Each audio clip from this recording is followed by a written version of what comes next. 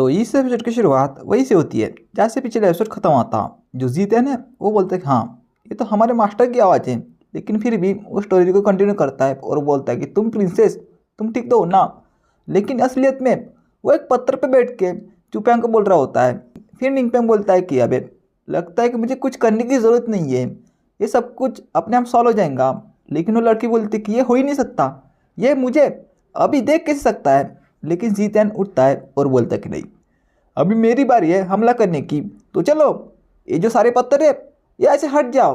और अपने सिर को ऑन करता है और जो पत्थर है वो यहाँ हवा उड़ने लगती है। वो लड़की बोलती है कि क्या ये क्या हो रहा है भाई यहाँ पे। और जो पत्थर है वो यहाँ हवा उठते हैं।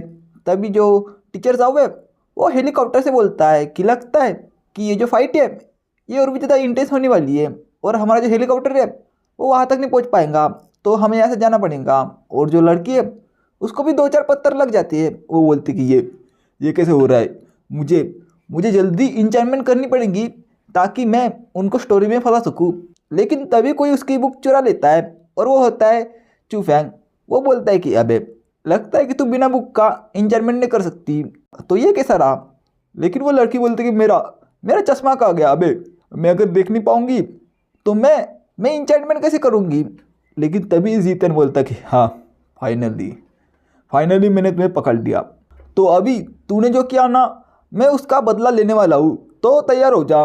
लेकिन वो लड़की रोने लगती है और बोलती है कि बच्चा कोई ये कमीना बंदा मुझे परेशान कर रहा है, अरे यार कोई तो बचा लो, ये मेरी इज्जत लूटने की कोशिश कर रहा है। लेकिन जीतन बोलता है कि मैडम जी मैंने तो तुमको हाथ भी नहीं लगाया, तुम बस सरेंडर कर लो, तो तुम्हें रोने की कोई भी ज़रूरत नहीं है, मैं तुम्हें छोड़ दूंगा। लेकिन उस लड़की ने एक कागज़ के ऊपर ड्राइंग बना ली थी ताकि वो जीतन को और जो चूफैंग है उसको अपनी स्टोरी में फंसा सके। वो बोलती कि अबे सरेंडर करना ये कितना शर्मनाक होता है, मैं तो ना करने वाली, तो ये ले। और फिर से जो जीतन और जो चूफैंग है उसको एक स्टोरी में फंसा लेती है। और जीतन बोलता है कि अबे भाई फिर से हम स्टोरी में फंस चुके हैं। लेकिन तभी जो निंगपेंग है उसका हाथ उस रिलम के अंदर आता है और जो रिलम है उसको वो निंगपेंग तबाह कर देता है और बोलता है कि भाई बता वो लड़की कहाँ गई। तभी जीत्यान बड़ी एटीट्यूड में कहता है कि वो मेरे ओरा से डर चुकी है और हवा में गायब हो चुकी है, तो मुझे नहीं पता वो कहाँ पे है। तभी निंगपेंग बोलता है कि हाँ ठीक है जल्दी करो, हमें जैंगत्यांग और बाकी को ढूंढना पड़ेगा। लेकिन तभी बोलता है कि हाँ मुझे कुछ याद आया, तो ले साले उसके सर पे मारता है और बोलता है कि अबे तू इतना ओवर एक्टिंग क्यों कर रहा है, वो भाग चुकी है और सब कुछ खत्म हो चुका है, तो चलो हम वापस जैंगत्यांग को ढूंढने के लिए जाते हैं। और वो उड़कर जाने लगती है। तभी हेलीकॉप्टर में से जो टीचर साहब है वो बोलता है कि लगता है कि जो मिस्टर निंगपेंग है वो अपने स्टूडेंट को एक जगह जमा कर रहे हैं और मिस्टर निंगपेंग ने हमको कुछ अलग ही तरीका बताया है बच के जाने का, तो चलो बाकी के टीचर को भी देखते हैं कि वो टीचर क्या क्या कर रहे हैं। और देखने लगता है और बोलता है कि हाँ भाई ये निशान तो वही है ना, मैं गलत नहीं हूँ, ये निशान जो मिस्टर जाउजियन है उसका है जो कि क्लास ए का टीचर है और वो ट्रेनिंग सिस्टम में ट्रांसफ़र हो चुका है। तो इस वक्त अगर कोई भी स्टूडेंट उसके हत्थे चढ़ा ना तो उस स्टूडेंट की खैर नहीं, वो पक्का एलिमिनेट हो जाएगा। तभी हमें मिस्टर मा यानी कि डायरेक्टर मा और टीचर आओयांग को दिखाया जाता है। टीचर जाओ बोलता कि हाँ इन दोनों टीचर ने भी बहुत सारे स्टूडेंट को एलिमिनेट किया है, अगर इन टीचर को ऐड किया इस बार तो ये जो कॉम्पिटिशन है ये जल्दी ख़त्म होने वाली है। तभी क्लास एस का टीचर बोलता है कि डायरेक्टर मा आपको निंगपेंग पता है क्या, वो कहाँ पे है। डायरेक्टर बोलता कि क्या कॉन्सिडेंस है यार, मैं भी तो निंगपेंग को ही ढूंढ रहा हूँ, लेकिन मुझे भी नहीं पता कहाँ पे है, तो चलो दोनों साथ में ढूंढते हैं। फिर हमें लीजो को दिखाया जाता है जो कि सेम उसी पेड़ में होता है, लेकिन इस बार उसके पेड़ के पीछे वही जंगली भालू होता है जो कि उसकी राह देख रहा होता है। लेकिन राह देखते देखते जो भालू है वो सो जाता है और जो लीजो है वो धीरे धीरे उतरने लगता है, लेकिन गलती से वो गिर जाता है और बोलता है कि शिट यार वो भालू उठा तो नहीं, लेकिन वो भालू सो रहा था। फिर लीजो बोलता है कि हाँ यार अच्छा हुआ वो भालू उठा नहीं, वरना वो मेरी क्या करता मुझे भी नहीं पता। लेकिन वो गलती से एक खिलौने के ऊपर पैर रख लेता है जिससे कि बहुत ही ज़्यादा तेज आवाज़ होती है। फिर लीजो बोलता है कि यार गया, अभी वो जंगली भालू उठ चुका होगा।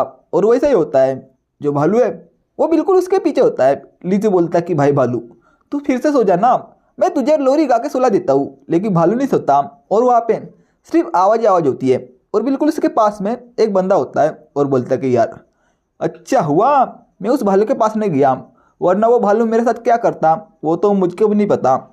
लेकिन बिल्कुल उसके पीछे शीपेंग होता है और बोलता है कि भाई किसने कहा कि तू बच चुका है, तो ये ले साले, उसको मार देता है। लेकिन भालू भी लीजू को मारता है, जिसके कारण लीजू बहुत दूर जाके गिरता है और बोलता है कि शिट यार ये भालू मुझको क्यों मार रहा है। लेकिन तभी वहाँ पे शीपेंग आता है और वो बोलता है कि है मोटे, बहुत देर हुई ना, हमने एक दूसरे को नहीं देखा।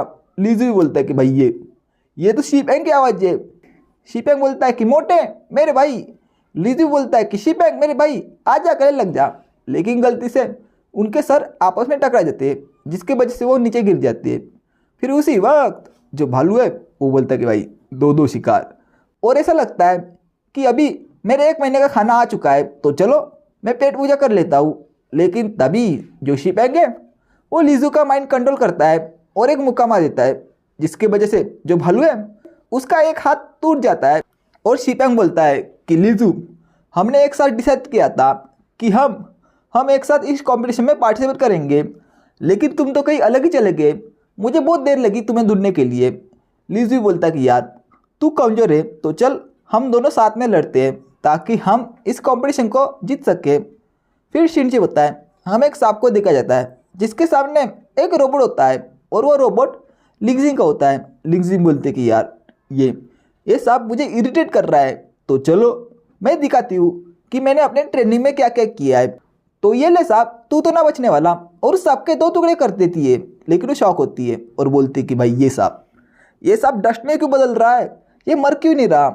और ऐसा लगता है कि ये समनिंग विश नहीं है, कुछ और ही है।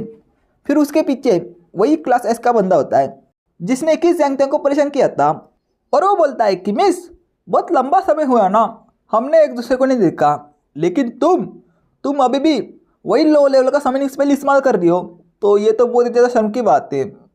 तो ये चैप्टर यही में ख़त्म होता है। तो आपको ये वीडियो कैसा लगा मुझे कमेंट बॉक्स में ज़रूर बताना। तो मैं मिलता हूँ नेक्स्ट वीडियो में, जब तक के लिए बाय बाय, सायोनारा।